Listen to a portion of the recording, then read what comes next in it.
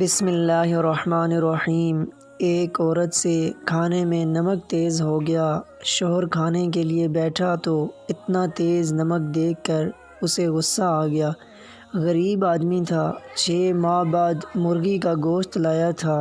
6 ماہ سے دال سبزی کھا کھا اس کی زبان گوشت کھانے کے لیے بے چین تھی، مگر بیوی نے نمک تیز کر کے سارا سالن خراب کر دیا۔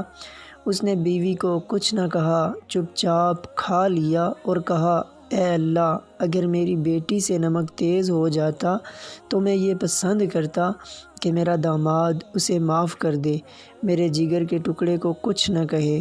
میری بیوی بھی تو کسی کے جگر کا ٹکڑا ہے، کسی ماں باپ کی بیٹی ہے اور سب سے بڑھ کر تیری بندی ہے۔ اے اللہ، میں اس سے تیری رضا کے لیے معاف کرتا ہوں۔ کچھ عرصہ بعد جب اس کا انتقال ہو گیا تو ایک اللہ والے نے اسے خواب میں دیکھا اور پوچھا، بھائی تیرے ساتھ کیا معاملہ ہوا؟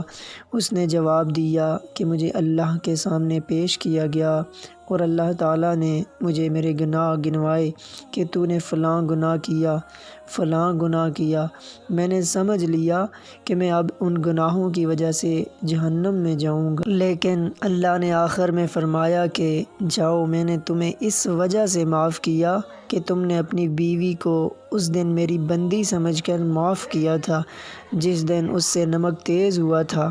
تو نے گالی نہیں دی تھی، ڈنڈا نہیں مارا تھا، تم نے اس کی خطا میری رضا کے لیے معاف کی تھی، تو آج میں تم کو معاف کرتا ہوں۔